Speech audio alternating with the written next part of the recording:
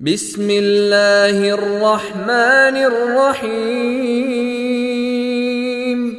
والعصر إن الإنسان لفي خسر إلا الذين آمنوا وعملوا الصالحات وتواصوا بالحق وتواصوا بالصبر.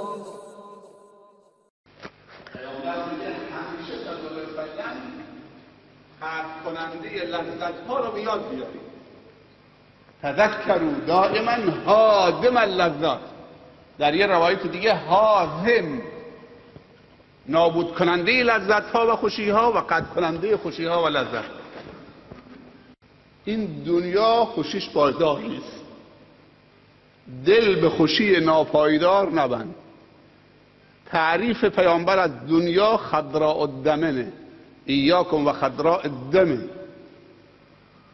برحذر باشید که چشمتون چمنی رو و سبزی که خشک میشه خیره نکنه.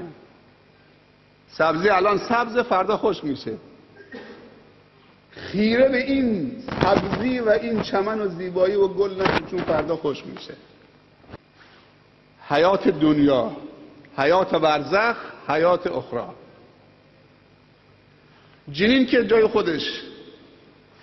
حیات دنیا سه قسمته: از تولد تا بلوغ، از بلوغ تا پیری، از پیری تا مرگ.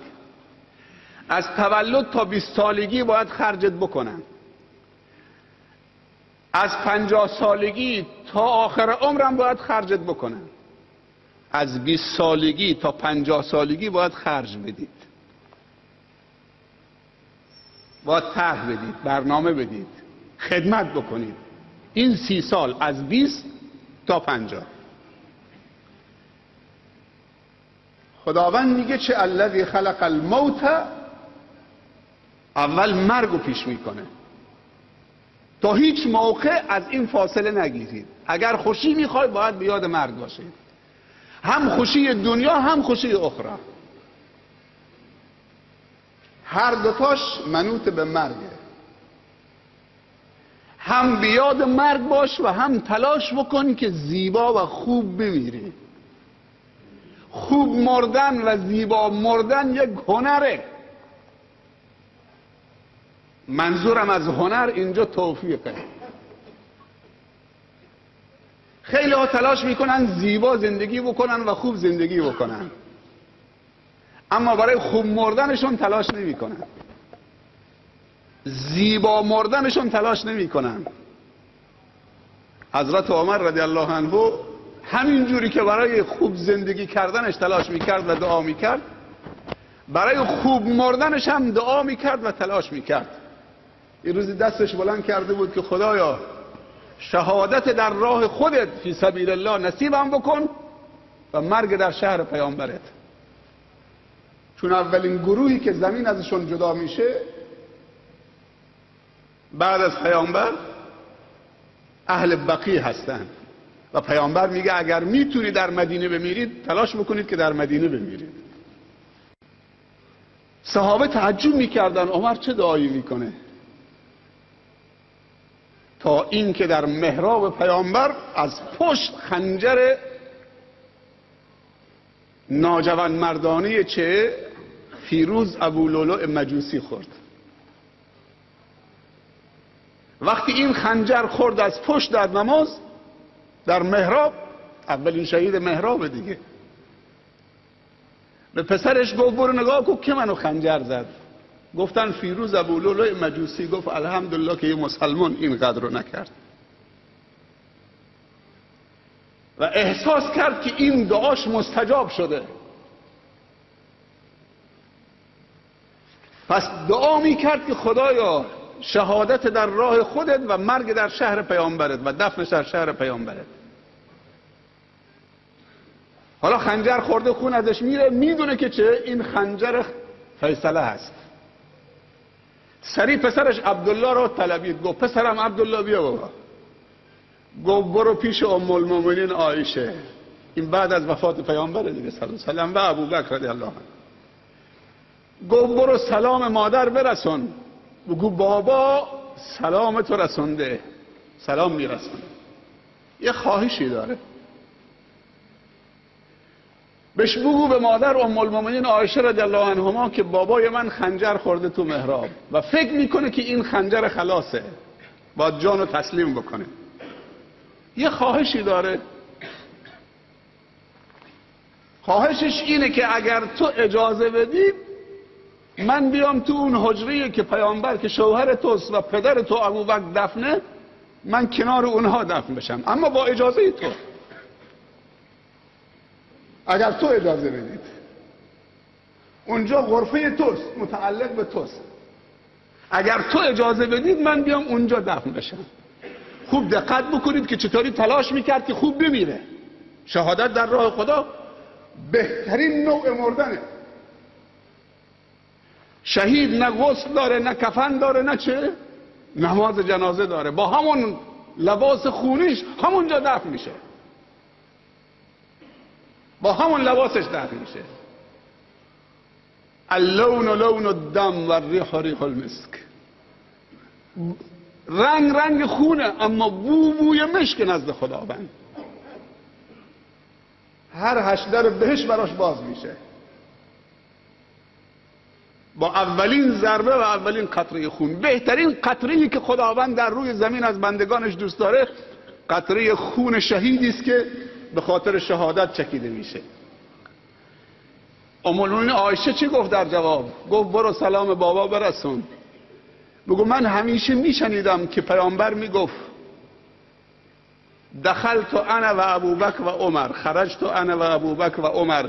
آمدم من و ابوبکر و عمر، رفتم من و ابوبکر و عمر، نشستم من و ابوبکر و عمر، این کار کردم من و ابوبکر و عمر. و این میرسونه که پیامبر ازش راضی بوده.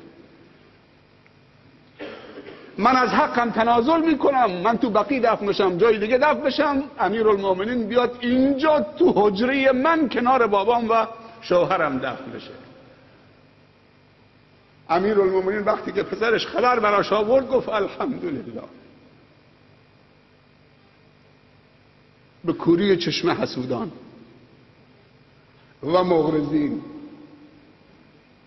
تلاش کرد برای مردنش. خوب مردن یا نه؟ بعد از این که خون از بدنش رفت تلاش میکرد که جای خوب دفن بشه. دیگه بهتر از اونجا هست؟ اینجا پیامبره، اینجا ابوبکر، اینجا چه عمره، نه تو قبرستان بقیه. برای خوب مردنمون هم دعا بکنیم و تلاش بکنیم. کافی نیست که لباس شیکی بپوشید، ماشین شیکی داشته باشید، حساب بانکی خوب باشه، تو مردم اسم و رسم داشته باشید، خونه مجللی داشته باشید. باید خوبم بمیرید. این پدری که امروز ما در صدد تشییع جنازش هستیم پسر امام جمعه شما بوده، درسته؟ شناج محمد حبیب دیگه، مولا حبیب دیگه امام جمعه شما نبوده؟ مردم به نیکی ازش یاد میکنن. اولاد خوب خدا بهش داده. 25 سالم مسئول اون مسجد داخل بازار قش بوده.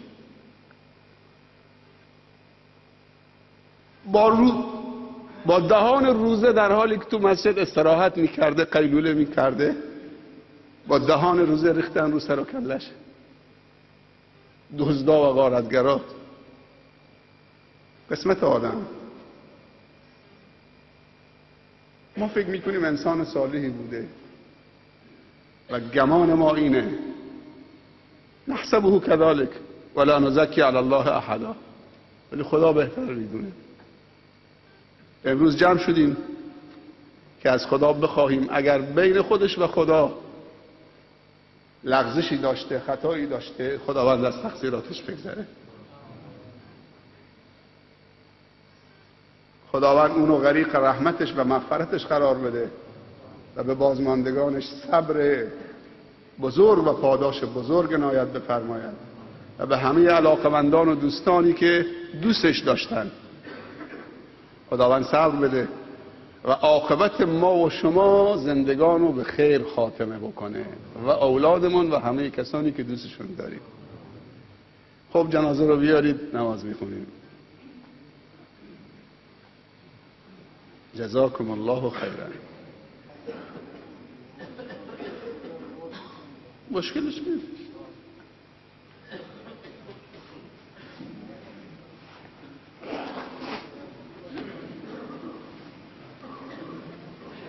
نیت کردم 4 تکبیر نماز فرض کفایه بر این میت حاضر با امام ادا میکنم. الله تعالی الله اکبر. استفتاح دیگه نکن. سوره هم تکبیر دوم صلوات ابراهیمی، تکبیر سوم دعا برای میت. 4 چیز برای میت واجب هست. 1 غسل و بهتره که محارمش یا اولادش غسلش بزنن. همیشه تلاش بکنید که غسل امواتتون رو خودتون بزنید. سنت اینه که هر کسی غسل امواتش رو خودش بزنه، به غسال ندن، چون میت شاید زیر لباس اسراری داره. بالاخره بهتره که چه هر کسی غسل امواتش رو خودش بزنه. این سنته. اولین چیزی که واجبه. دوم کفن، سنتی که کفن سفید باشه، سفید هم نباشه مسئله نیست. کفنش هم بهتره که با مال خودش باشه اگر مالی داره. سوم تکبیر سوم دعا برای میت. دعای طولانی هست که از پیامبر ثابت شده و اگر کسی اون دعای طولانی بلد نیست اللهم اغفر له وارحمه اینو تکرار بکنه. تکبیر 4 هم نماز. سلام. پس اول غسل، دوم کفن، سوم نماز. هدف از نماز میت تکبیر سومه که دعا برای میته، چون نماز میت دیگه رکوع و سجده و تشهد نداره. هدف تکبیر سومه که دعا برای میته، یعنی تو نماز دعای کامل خونده میشه و هدف از نماز این دعاست. اگر کسی سر قبل دعایی چیزی نخوند نگید دیگه اینا از کجا آمدن، اینا بدعت دارن انجام میدن، رسم قدیم رو به هم زدن. سر قبر فقط چه هر کسی به تنهایی سنت اینه از خدا طلب بکنه که خدایا ثابت قدم نگهش بدار تا جواب ملکین و اونایی که ازش سوال میکنن خوب جواب بده. هر کسی چه براش طلب مغفرت بکنه همونطور که ایستاده و این که ثابت قدم بشه. این 3 تا. و 4م دفنه. دفنم چه خاک خودش. وقتی میت رو دفن کردید چوب تری داخل قبر نکن، همچی چیزی نداریم. اون یک مورد خاص بوده برای پیامبر چه عمومیت نداره و صحابه اون کار رو انجام ندادن. بعد از اون خاک خودش قبر رو نه گچی نه سیمانی نه چیزی که چه یا درخت صبری بکاری رو قبر که تا زمانی که این درخت سبزه چه گناهش کم میشه. همچی چیزی ما نداریم. گناه با توبه از بین میره و توشه انسان با عمل صالح پر میشه. ما فقط چه این پرونده هاش جمع شده مگر اینکه خداوند اولاد صالحی بهش داده باشه. و اخیراً پسرش عبدالستار یک نوار کامل ختم قرآن رو چه با 15 تا صوت کامل کرده. هر کاری اولادش بکنه مال اینه، یا اینکه صدقه جاری داشته باشه یا اینکه علم یاد کسی داده باشه. پس عزاداری باید خالی از بدعت باشه. نقل سر قبر ریختن و بعضی اعتقاد دارن اگه جوان تازه عقد کرده مرد نقل و نبات و شیرینی و پول میریزن رو جنازه. من خودم دیدم. یا حنا میدن دست جوان، حنا دست میت میدن که این میخواسته داماد بشه حالا مرده. این چه حرفاییست؟ از کجا آورده؟ پایبند سنت باشه. شما نماز الله اکبر الله اکبر. الله اکبر. الله اکبر. السلام علیکم و رحمت الله و برکاته. السلام علیکم و رحمت الله و برکاته. خدا رحمتش بکنه. از آن جنازه رو که میبرید باید با عجله ببرید و کسی لا اله الا الله نگه. فقط فکر بکنید اینجا سکوت و فکر که ایشون رفتن شاید شما جای این بودید، اما لا اله الا الله با صدای بلند مخالف تفکره، چون نمیتونی سر صدا بکنی بعدم فکر بکنی. پس همراه میت سکوت سنته، سکوت و فکر.